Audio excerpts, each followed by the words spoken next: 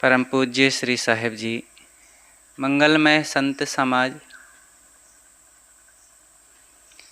हमारे जीवन में कुछ चीज़ें होती हैं जो आत्मविश्वास और आत्मबल पर ही की जाती हैं। ये दुनिया में बहुत लिखा पढ़ी का चक्कर जो है ना, बहुत भ्रमित कर देता है। शास्त्रों ने भी समाज को बहुत गुमराह किया है। और शास्त्र क्या करते? शास्त्र बनाने वाले मनुष्य ही हैं, और जिनकी बुद्धि भ्रमित है, लेकिन बुद्धि है तो शास्त्र रचे। लेकिन अब शास्त्र में ऐसी बातें लिख दिए जिससे समाज के लोग पढ़ करके दिग्भ्रमित हो गए। गलत चीज़ों को भी ऐसे लिख दिया गया कि लोग उसे मान करके सही मानने लगे और सत्य से वे दूर हो गए। इसलिए विवेक की बड़ी ज़रूरत है। बिना स्वयं के विवेक विचार को अपनाए केवल लिखा पढ़ी के चक्कर में पढ़ने से सत्य नहीं मिल सकता है। शास्त्र ठीक है, महापुरुषों के वचन ठीक हैं, और किसने क्या कहा है ये सब ठीक है। कहाँ लिखा है, इन चीज़ों में नहीं पढ़ना है, क्या लिखा है।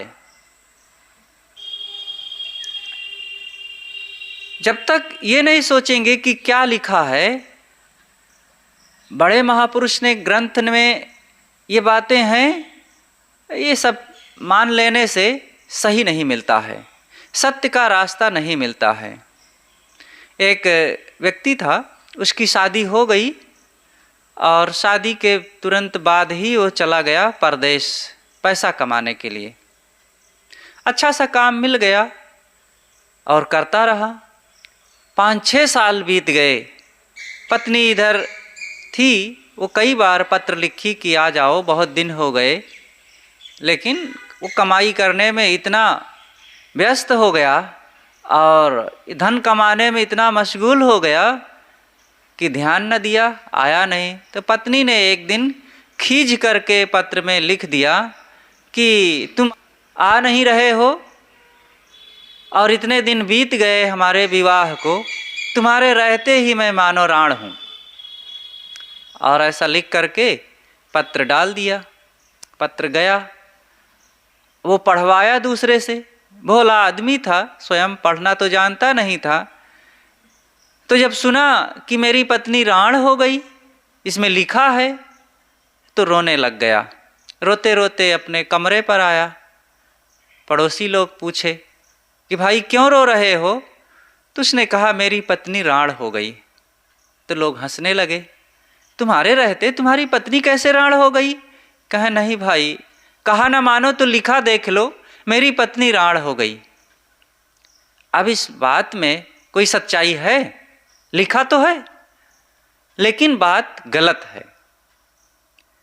इसी तरह शास्त्रों में बहुत कुछ लिख दिया गया है। हमारे देश में पुराण बने हैं। पुराण धार्मिक ग्रंथ कहलाते हैं, लेकिन इन पुराणों में बहुत कुछ ऊट पटांग की बातें लिखी हुई है।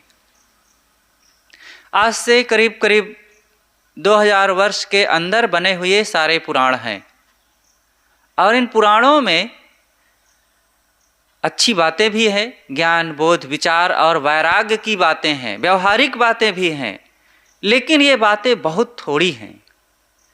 आकाश पाताल के कुलावे ज़्यादा मिलाए गए हैं। तमाम झूठी झूठी कल्पित कहानियाँ गढ़ गढ़ करके ऐसी ऐसी बातें लिख दी गई है कि जिसका कारणकारी व्यवस्था से, सत्य से कोई संबंध ही नहीं है। गंगा में नहाओ तो ये लाभ होता है, अमुक दिन उपवास रह लो तो ये लाभ होता है, और हनुमान जी की पूंछ थी, पहले के ज़माने में लोग आकाश में उड़ते थे, ये हाथी घोड़े भी ये सब बात करते थे, रथ लेकर के घोड़ा उड़ जाता था आकाश में। कुंभकर्ण का इतना लंबा चौड़ा शरीर था और पर्वत लेकर के अमुक अमुक सब उड़ जाते थे। अरे पता नहीं क्या क्या क्या ये सब बातें हैं। और ऐसे ही इन पुराणों में है, महाकाव्यों में भी है। रामायण आदि में देख लो, ये रामायण और महाभारत महाकाव्य हैं। रामायण में भी खूब यही बातें गोस्वामी जी ने भी लिख दिया है। और महाभारत करीब करीब 6,500 पृष्ठों का ग्रंथ है और इसमें करीब 1 लाख से ज़्यादा श्लोक हैं। लेकिन बहुत अच्छी, बहुत मार्मिक पूरी एशिया की कहानियाँ महाभारत में आ गई हैं किसी न किसी ढंग से। लेकिन उनमें बहुत सारी ऐसी बातें हैं जो कारणकारी व्यवस्था के विपरीत हैं, सत्य से अलग हैं। इसलिए किसी बात को मानने के लिए विवेक की जरूरत है। देखो, प्रकृति के शाश्वत नियमों को समझो और मन के विवेक विचार को समझो। और जो प्रकृति में घटनाएं घट रही हैं, हमारे अंदर में उसका अनुभव हो रहा है, तो मान्य है कहीं भी लिखा हो। किसी से हम कहें कि अमुक देवी को अमुक हॉस्पिटल में अभी अभी 15 बच्चे पैदा हुए हैं, तो आप उसको मानने के लिए तैयार नहीं होंगे। ऐसा कहीं होता है? 1, 2, 3 तो हो जाता है, लेकिन 15 बच्चे ऐसा नहीं होता। लेकिन अब वही पुराण में लिखा हुआ है कि राजा सगर की पत्नी सुमति को 60,000 बच्चे एक साथ पैदा हुए। तो सब लोग बड़े श्रद्धा के साथ इस बात को मान लेंगे कि नहीं, सत्य वचन है, ग्रंथ में लिखा है, शास्त्र में लिखा है। ऐसे ये सब कहानियाँ अभी कहने का अवसर नहीं है, लेकिन हम थोड़े में यही समझें कि सत्य को अगर पाना है तो विवेक विचार को साथ में रखना ही पड़ेगा। आंख मूंद करके हर बात को मान लेने से काम नहीं बनेगा। अधर्म के नाम पर तो क्या कहना, यहाँ तो आंख मूंद के मानना ही लगता है सबका धर्म बन गया है कि जो कुछ है गुण गोबर सब एक साथ मान लो। मानने से काम नहीं, जानो। बिना जाने और बिना विवेक के हम कुछ भी मान लेंगे। लोग वो कहावत कहते हैं ना, अरे विश्वास करो, विश्वासम फलदायकम, विश्वास करने से फल मिलता है। विश्वास की ज़रूरत है, बिना विश्वास के काम नहीं बनेगा। लेकिन अब विश्वास के नाम पर कुछ हो विश्वास कर ले। कबीर साहब ने ऐसा नहीं कहा है, या कोई भी ज्ञानी महापुरुष हुए हैं, उन्होंने विश्वास, केवल विश्वास से काम नहीं बनेगा। विश्वास के साथ साथ विचार भी चाहिए। गुरुदेव जी ने एक लेख लिखा है, तर्क और आस्था का संगम। किसी बात को सत्य समझने के लिए तर्क करो, लेकिन वो हमारे हृदय में आचरित हो सके इसके लिए आस्था रखो।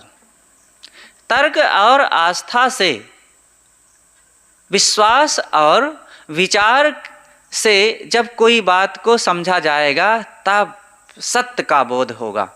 गुरुदेव जी उदाहरण दिया करते थे कि एक व्यक्ति धान लगाया था, पिताजी गए निराई करने के लिए और काफ़ी कुछ निरा दिए, चले आए। उनका बेटा गया। अब बेटा ने देखा कि बीच बीच में धान के साथ घास के पौधे छूटे हुए हैं। अगर वो विचारवान नहीं है, केवल पिता पर आस्था रखता है, तो यही कहता है हमारे पिताजी बड़े हैं और वे अनुभवी हैं, बुजुर्ग हैं और वो इसकी निराई किए हुए हैं। अगर वे घास छोड़ दिए हैं तो हम उसको घास नहीं मानेंगे, धान ही मानेंगे, क्योंकि हमारे पिताजी निराए हैं और छोड़े हैं तो धान ही है। तो ये महा भोलापन है। और बुद्धू बन करके कुछ भी मान लेना है। लेकिन अब कोई बहुत तार्किक है, वही युवक अगर तार्किक बहुत है तो खेत में गया और देखा कि धान के पौधे हैं, तो कहते हैं पिताजी महामूर्ख हैं, देखो निदाई किए हैं और बीच बीच में घास छोड़ गए हैं, ये बहुत गलत किए हैं। तो यह उद्दंडता है, दोनों गलत बात है। घास को धान मान लेना विश्वास के नाम पर, आस्था के नाम पर, भक्ति के नाम पर, यह भी गलत है। और घास छूट गई है तो पिता को गाली देना कि बुद्धू हैं और ये बुद्धिहीन हैं और छोड़ गए हैं घास, ये भी गलत है।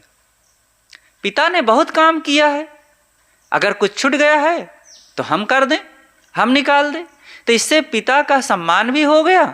और उनसे कुछ छूट गया है तो हम सत्य को देख रहे हैं और उसमें कोई गलती है तो उसको निकाल दिए, तो दोनों का सम्मान, और इससे हमारी बुद्धि भी बनी है और आस्था भी बनी है, तो दोनों का निर्वहन करना चाहिए।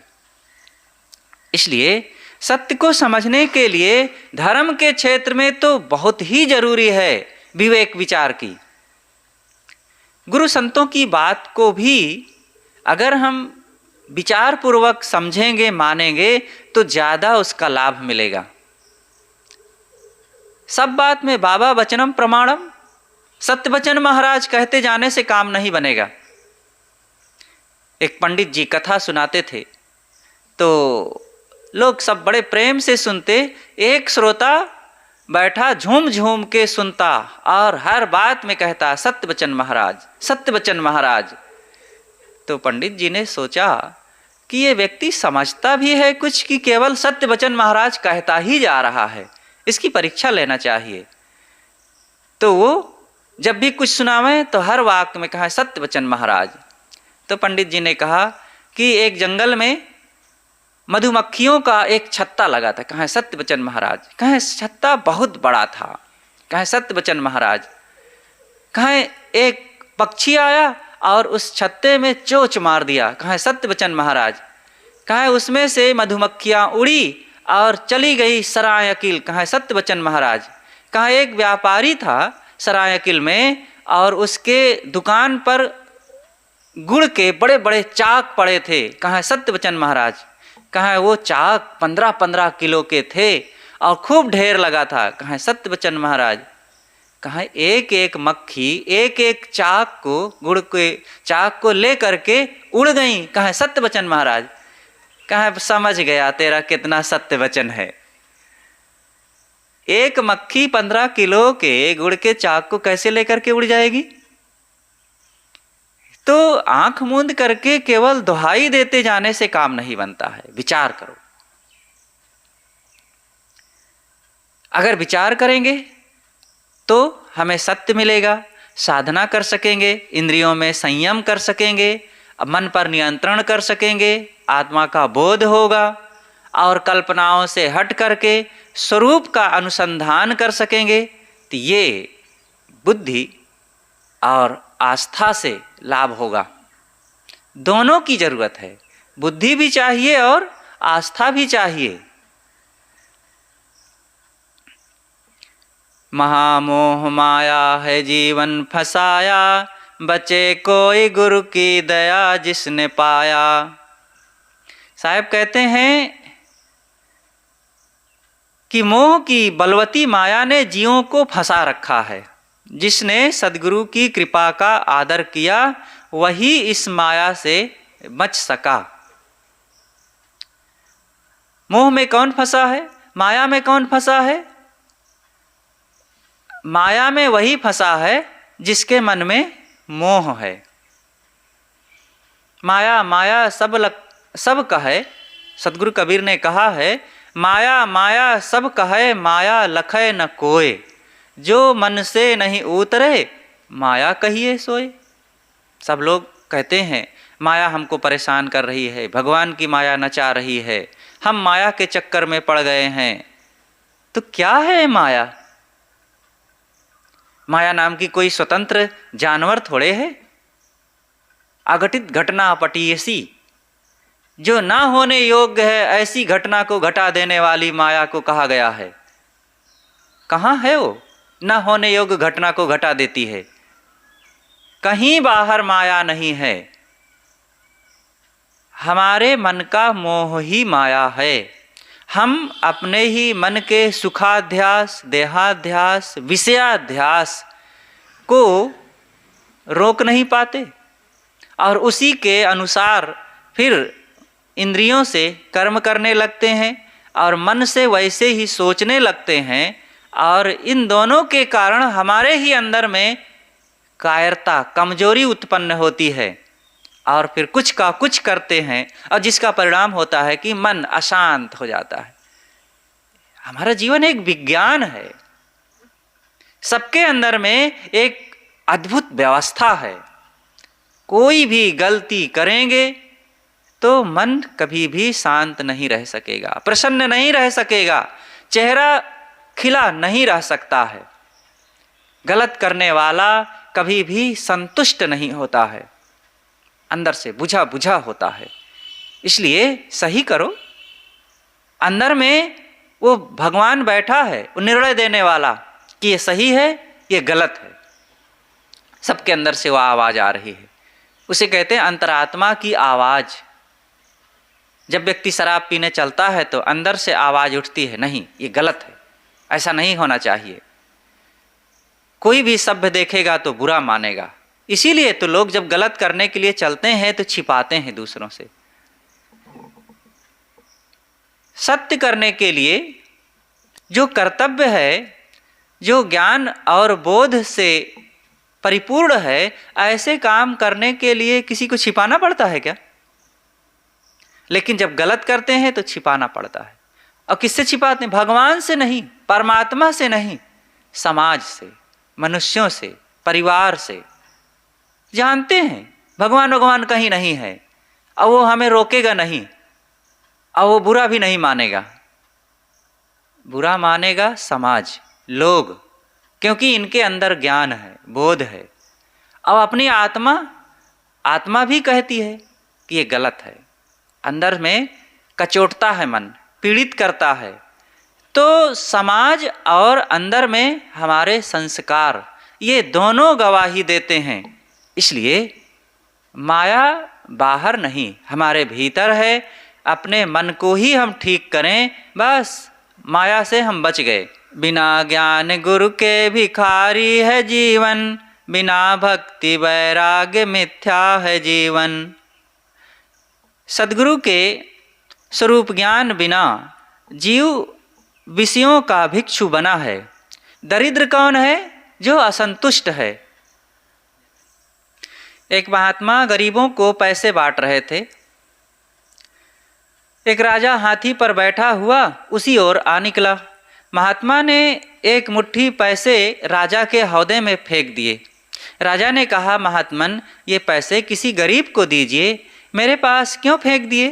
महात्मा ने कहा, मैंने तो आपको गरीब ही जान करके आपके पास फेंके हैं। राजा ने कहा, मैं तो गरीब नहीं, राजा हूँ, मेरे पास राज्य है। महात्मा ने कहा, जितना राज्य धन आपके पास है उससे अधिक चाहते हैं कि नहीं? राजा ने कहा, अधिक क्यों नहीं चाहता? महात्मा ने कहा, इसीलिए आपको मैंने दरिद्र समझ करके आपके सामने पैसे फेंके हैं। जिसके हृदय में नाना इच्छाएं हैं वही दरिद्र है। इस बात को सुनकर राजा लज्जित हो गया। वास्तव में इच्छा ही दरिद्रता है। जो इच्छा से रहित है वही धनी है। इच्छाएं ही व्यक्ति को दुख देती है। सद्गुरु कबीर ने कहा है, इच्छा करि भव सागर, जामे बोहित राम आधार। कहीं कबीर हरि शरण गहु, गौ खुर बच्छ विस्तार। इच्छा के कारण आदमी दीन बन जाता है। और जब मन में इच्छाएं उठती हैं तो कमी का एहसास होता है। इसलिए हमें इच्छाओं को मिटा करके आत्मसंतुष्ट होने का काम करना चाहिए।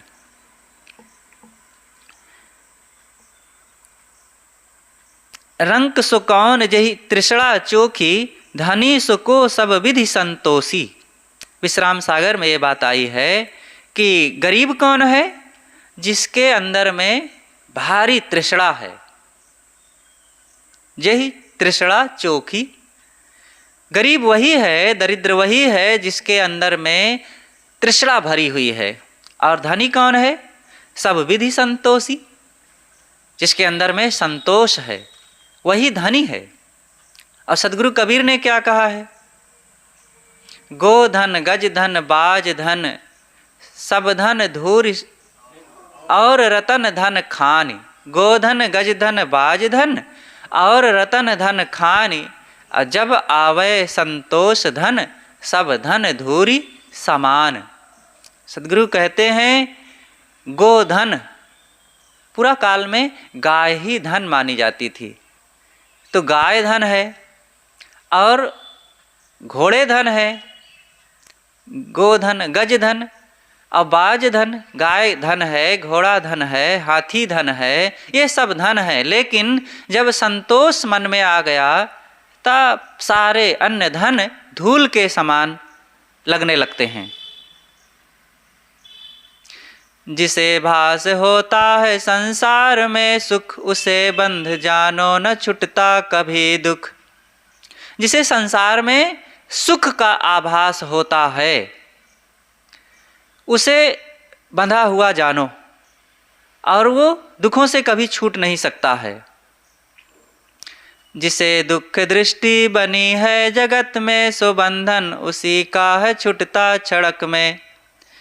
संसार के विषय भोगों में जिसकी दोष दृष्टि सदैव बनी रहती है, उसके बंधन तत्क्षण समाप्त हो जाते हैं। दोष दृष्टि, संसार में भोगों में विषयों में दोष जब तक नहीं देखेंगे तब तक बंधन नहीं समाप्त हो सकते हैं। और जिसको विषयों में सुख लगता है उसके बंधन नहीं कटेंगे। विषयों में दोष देखना ही शांति का साधन है। सदगुरु पूर्ण साहब ने कहा है, दोष दृष्टि जब ही भई तब उपजो बैराग, दृढ़ निर्वेद जाको भयो सोई मुमुक्षु बड़ भाग। जो जैसा है उसको वैसा समझो। विषय, ये सांसारिक चीज़ें, इनमें सुख मानना यही तो दुख का रहस्य है, दुख पाने का यही कारण है। गले की है फांसी जो आशा है करता, नहीं पूर होवे जो तृष्णा में जरता। जो आशा में लटका हुआ है, गले की फांसी यही है मानो। गले की है फांसी जो आशा है करता। साहब कहते हैं जो यह जीव संसार के प्राणी पदार्थों की आशा करता है, यही इसके गले की फांसी है। क्योंकि सांसारिक आशा कभी पूरी नहीं पड़ती। यदि कुछ पूरी हो भी गई तो तृष्णा की अग्नि और बढ़ जाती है और जीव उसमें जलने लगता है। और ये तृष्णा ऐसी चीज़ें है कि कभी शांत होती ही नहीं। आशा और तृष्णा ये दो चीज़ें हैं। देखिए, जो प्राप्त नहीं है उसको पाने की आशा होती है, और जो प्राप्त हो गया है और बढ़ जाए और बढ़ जाए, इसे तृष्णा कहते हैं।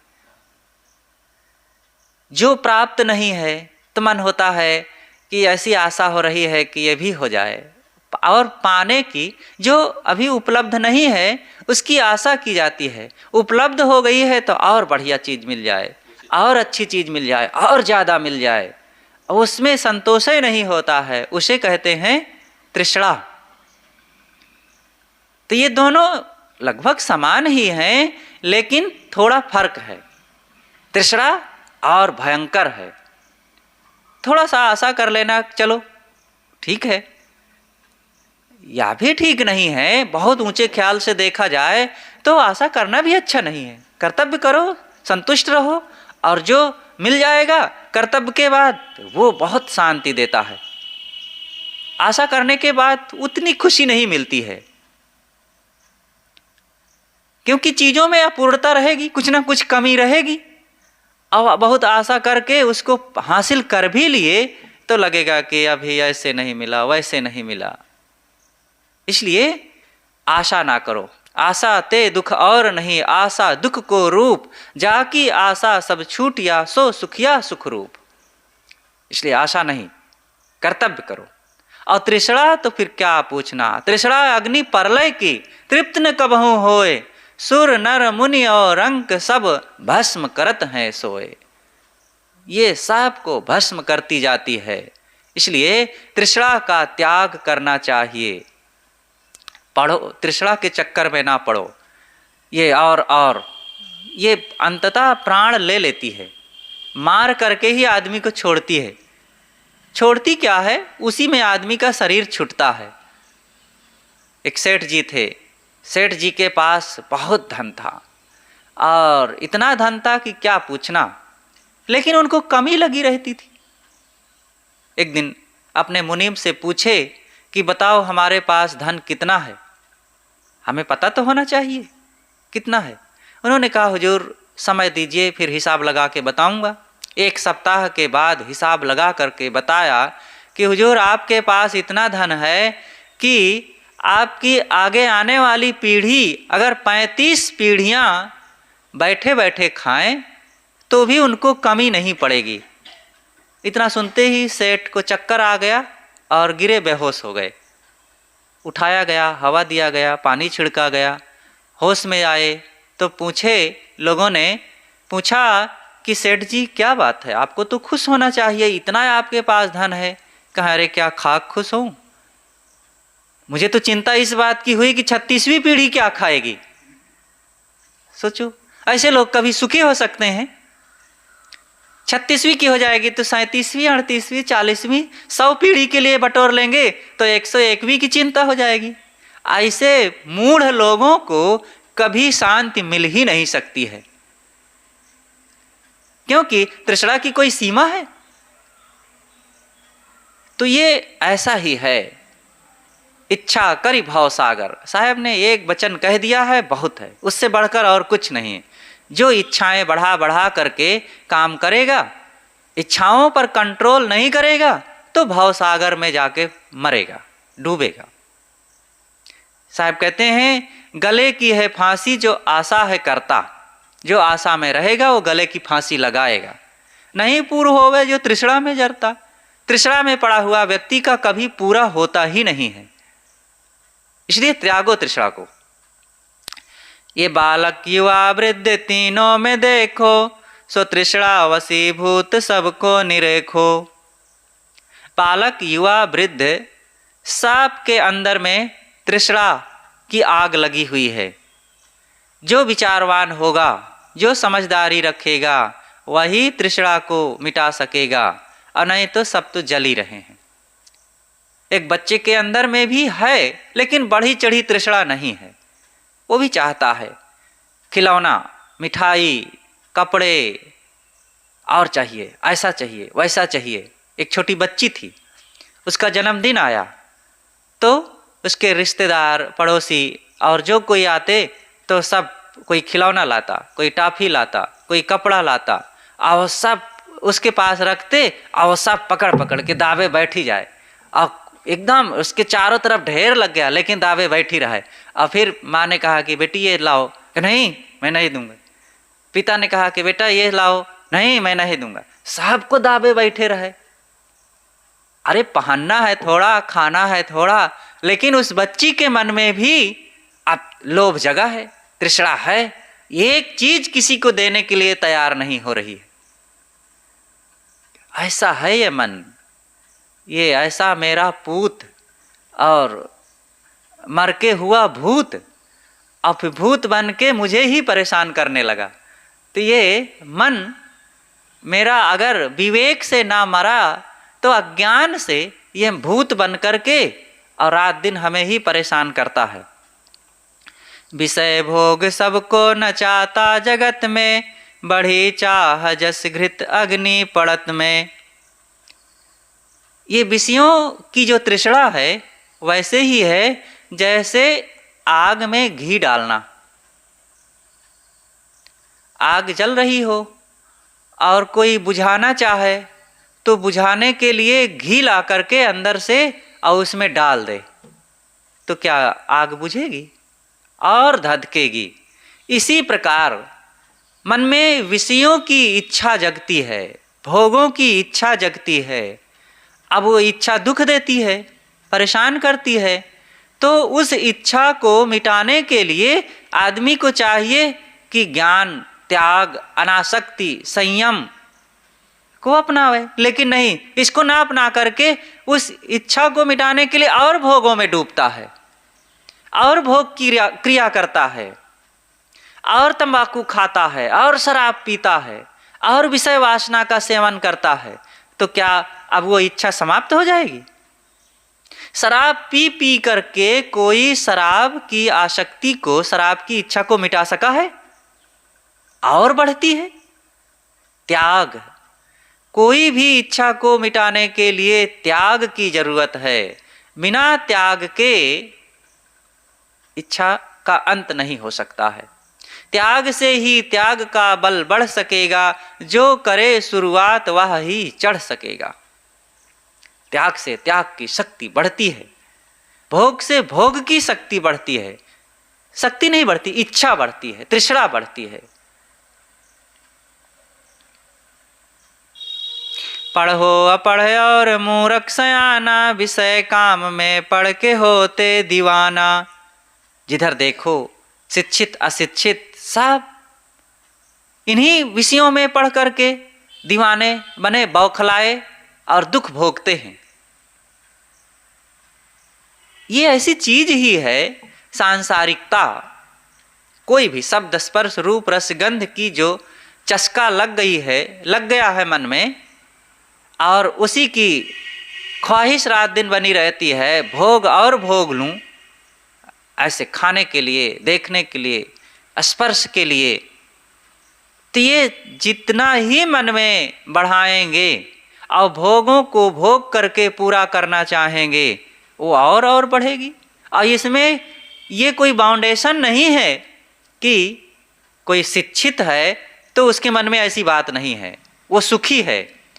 अरे सब एक रास्ते पर हैं। शिक्षित हुआ तो क्या हो गया, वो थोड़ी सी लिपियां जान लिया है, शब्दों को जान लिया है, बुद्धि बढ़ गई है, संयम तो नहीं बढ़ा, त्याग तो नहीं बढ़ा, मन वैसे ही है। देख लो। इसलिए शिक्षा कोई प्राप्त कर लिया है तो ये ना माने कि वो सुखी हो गया है और बहुत समझदार ज्ञानी हो गया है, तत्वदृष्टा हो गया है। ऐसा कुछ नहीं है। एक से एक शिक्षितों को देखो, ऐसे जालसाज हैं, ऐसे फरेबी हैं, और ऐसे धोखेबाज हैं, ऐसे शराबी कबाबी हैं, और ऐसे लोगों को गिरा देने वाले। अरे वो शिक्षा के बल पर और ज़्यादा लोगों को बेवकूफ़ बनाते हैं, ठगी, बेईमानी, धूर्तताई करते हैं। एक अशिक्षित है, उसके पास इतनी योग्यता नहीं, ऐसी कला नहीं, इतनी बुद्धि नहीं है कि वो धोखाधड़ी का काम कर सके। वो थोड़ा मोड़ा इधर उधर करेगा। लेकिन एक पढ़ा लिखा शिक्षित है तो वो बहुत बुद्धिमान है, और कंप्यूटर के माध्यम से, अपनी अनेक प्रकार की कला कौशल के माध्यम से छल और धोखाधड़ी का काम करता है। इसलिए शिक्षित होना बड़ी चीज़ नहीं है। शिक्षा से, शिक्षा तो हो, लेकिन शिक्षा अगर विवेक से संस्कारित हो गई है तब वो शिक्षा फिर बड़े काम की होती है, और वो समाज में बहुत कुछ सृजनात्मक और कल्याणकारी काम करता है। विषय वासना त्यागी वो मन की भ्रांति, विषय वासना त्यागी वो मन की भ्रांति, मिटे दुख वो दैत्य हो जीव शांति। विषय की वासनाएं तथा मन का संदेह त्याग देने पर ही दुख दीनता मिटकर जीव को शांति मिलती है। शांति पाना है तो विषयों की वासनाओं को मिटाना ही पड़ेगा। गुरुदेव जी का एक भजन है, विषयों की वासनाएं नित रुला रही है, नर नारी को भ्रमाकर दुख में फंसा रही है। ये रूप रंग फैशन, ये रस भरी जवानी, निसार मल की टाटी मन को लुभा रही है। लंबा भजन है। तो यही है, अगर सुखी होना चाहते हैं तो ये पंच विषयों की जो वासनाएं अंदर में रात दिन गूंज रही हैं, इनको त्यागना पड़ेगा। जितना जितना घटाएंगे उतना उतना सुखी होते जाएंगे और उतनी उतनी स्वतंत्रता तथा प्रसन्नता का अनुभव करेंगे। अंततः मन को मारना ही मुक्ति का मार्ग है। बिना मन को मारे कभी भी शांति नहीं मिल सकती है।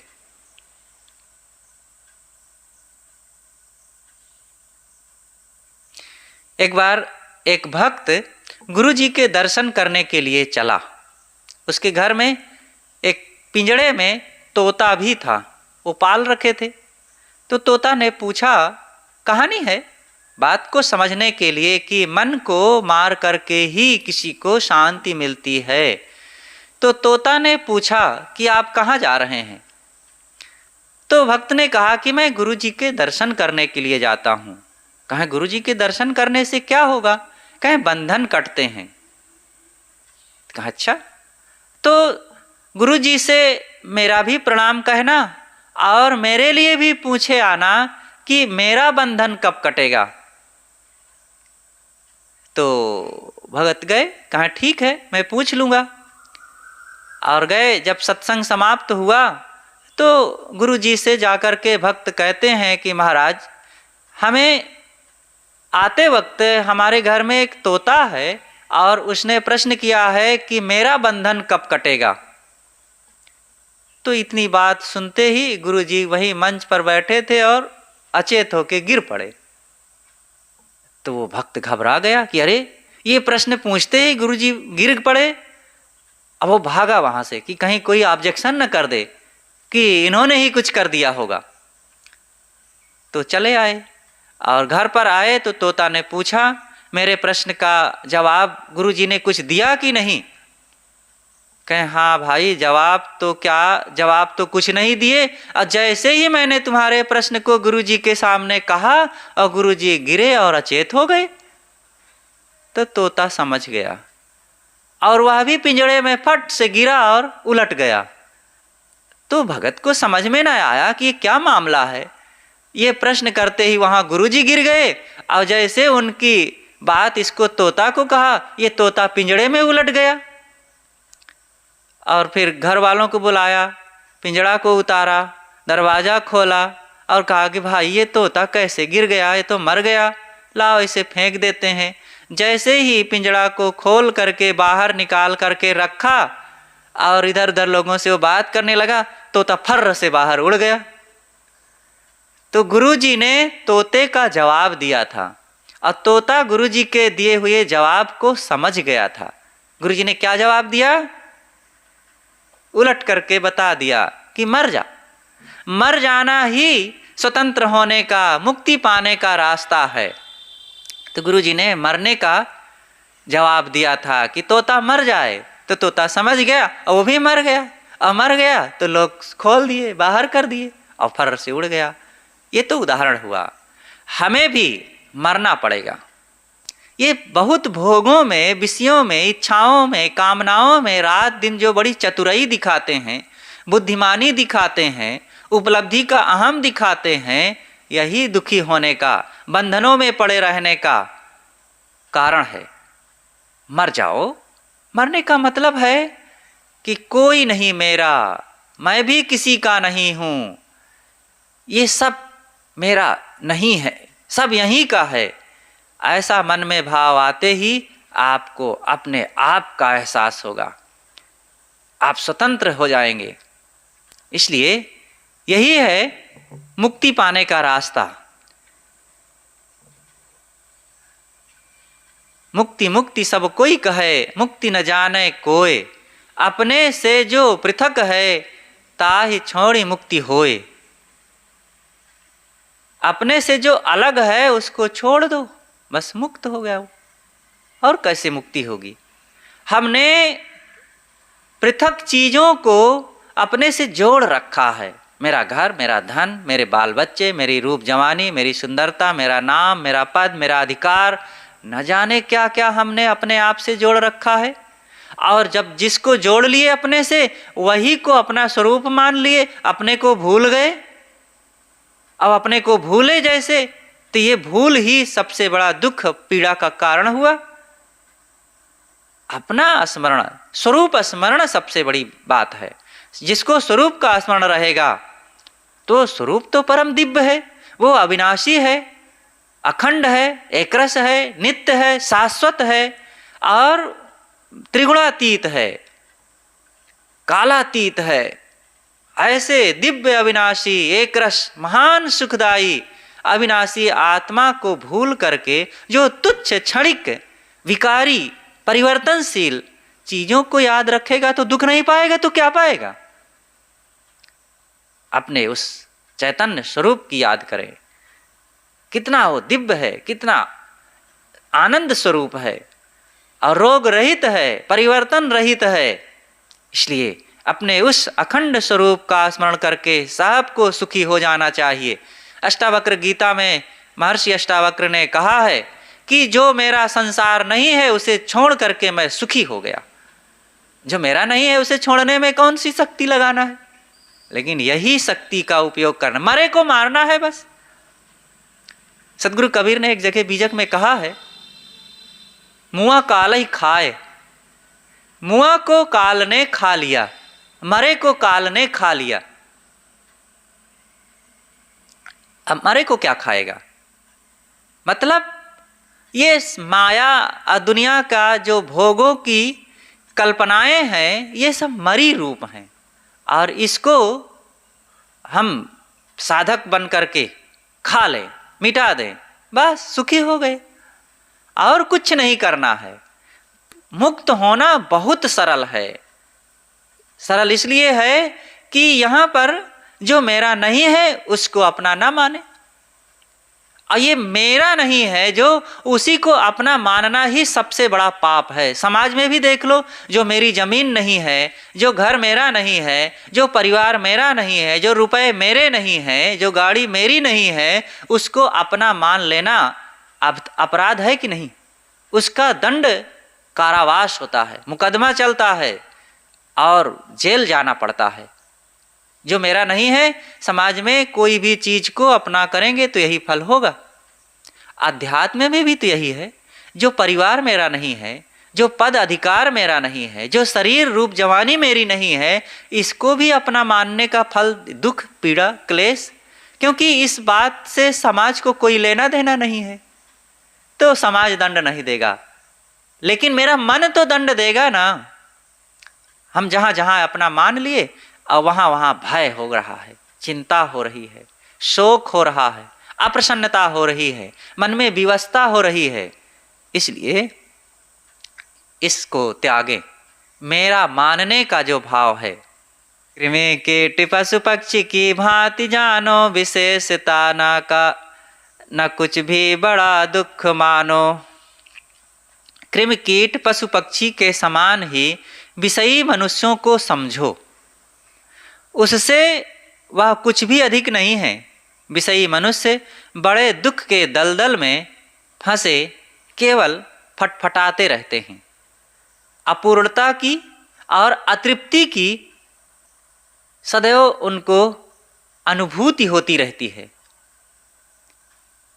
विषयी मनुष्य का मतलब है जो रात दिन भोगों के बारे में सोचता है, जो चीज़ों के बारे में ही रात दिन जपता रहता है, इच्छाओं में पड़ा हुआ है, उसकी वैसे ही दशा होती है, अतृप्ति, अशांति, बेचैनी। अरे जो मानवेतर प्राणी हैं, उनका मन बहुत विकसित न होने से वो बहुत सोचते नहीं हैं, और ज़्यादा सोचना न होने से उनके पास ज़्यादा दुख नहीं है। मनुष्य के पास मन है और बहुत विकसित मन है, और मन होने के कारण ये बहुत सोचता है। जितना जरूरत नहीं है उससे बहुत ज़्यादा ये सोच डालता है, और सोचने से ही रात दिन दुखी रहता है। थोड़ी सी चीज़ चाहिए, थोड़ा सा घर चाहिए, थोड़ा सा खाने को चाहिए, और सोचता कितना है, अपार इच्छाएं हैं इसके पास, और ये इच्छाएं ही उसे दुखी बनाए रखती है। पशु पक्षियों में इतना सोचना नहीं होने से वो दुखी होते ही नहीं। हाँ, वो ज़्यादा न सोचने से वो ज्ञान विचार भी नहीं सोच पाएंगे, और ज्ञान विचार न सोचने से वो मुक्त नहीं हो सकते।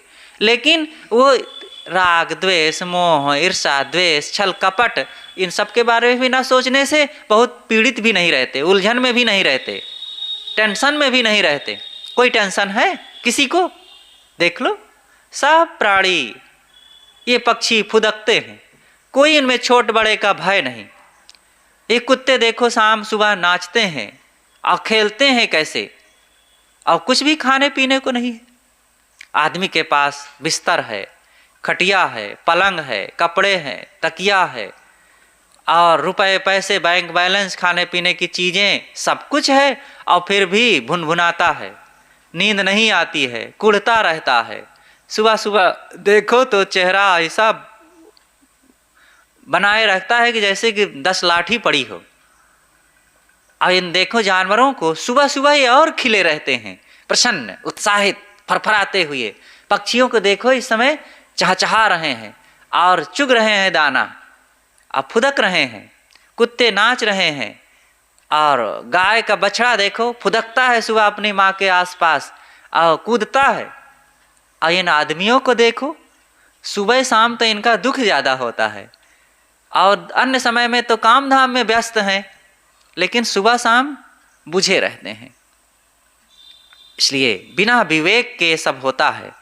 मुमुक्षु अगर मोक्ष चाहे जगत से, करे प्रेम निश्चल विवेकी गुरु से।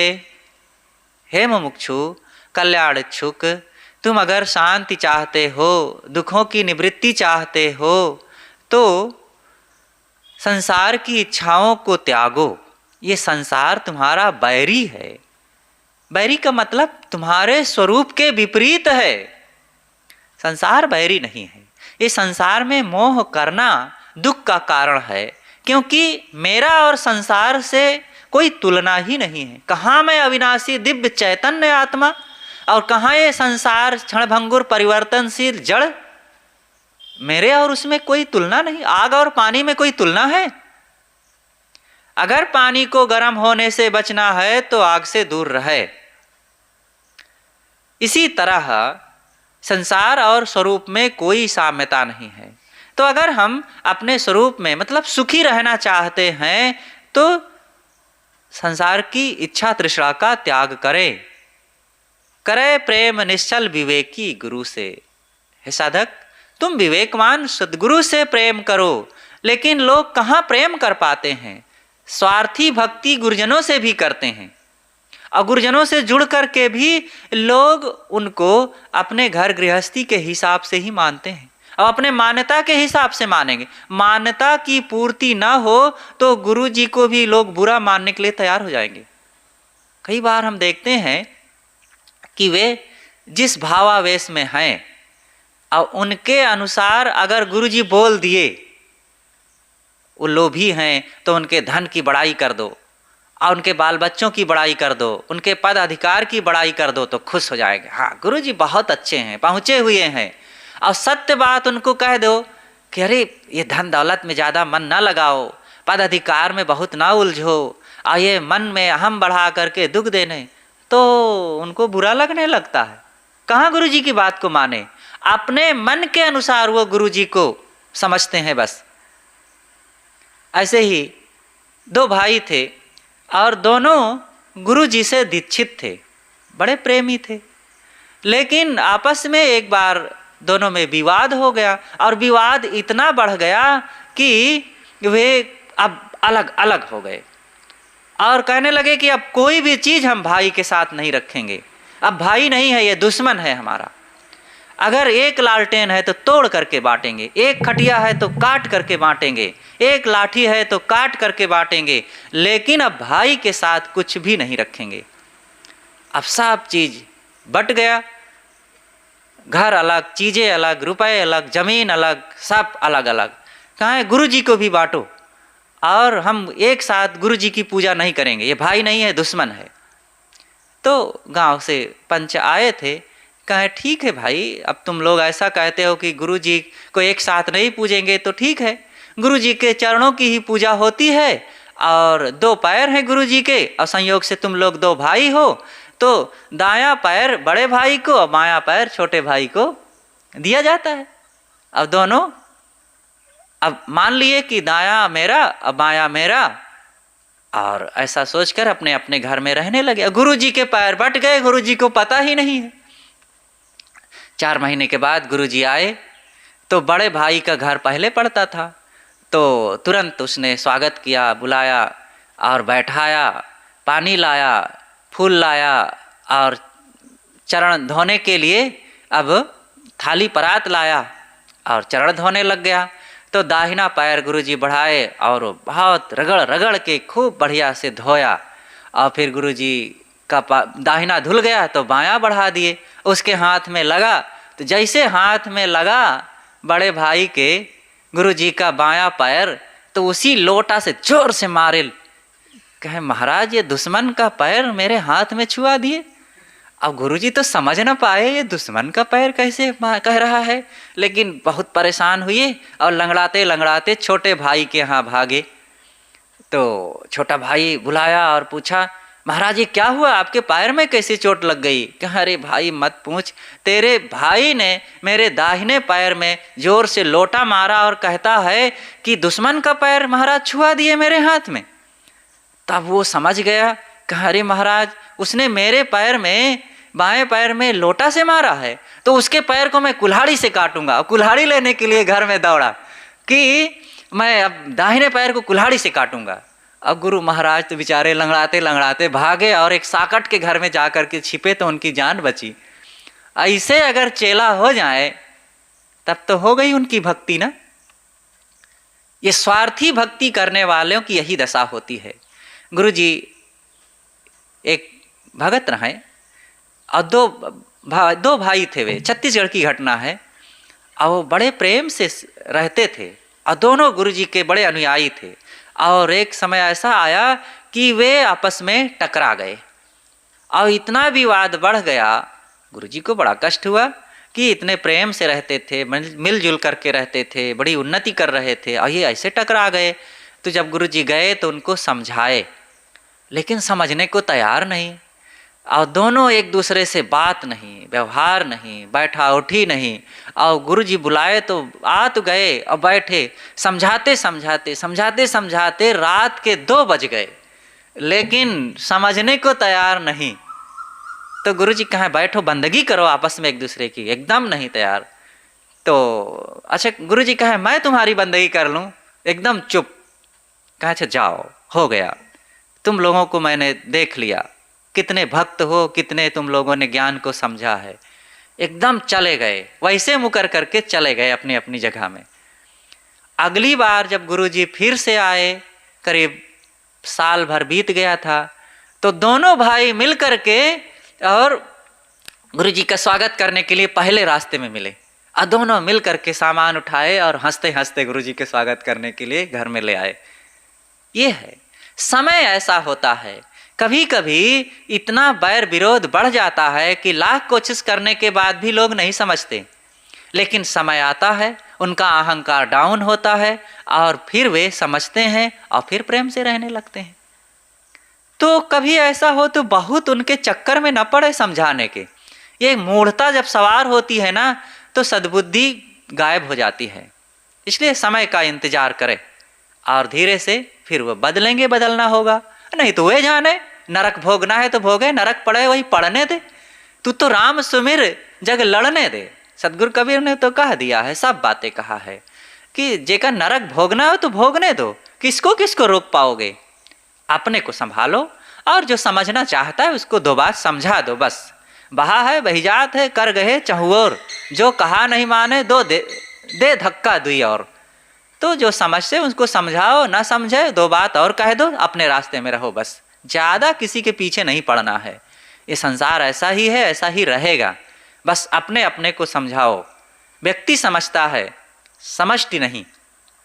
इसलिए व्यष्टि को समझाने के लिए, व्यष्टि हम खुद हैं, इसलिए हम अपने को समझाएं, अपना कल्याण करें। इसी में अपना सुधार है और इसी से हम सुधरेंगे, जग सुधरेगा। बस बोलिए सद्गुरुदेव की जय।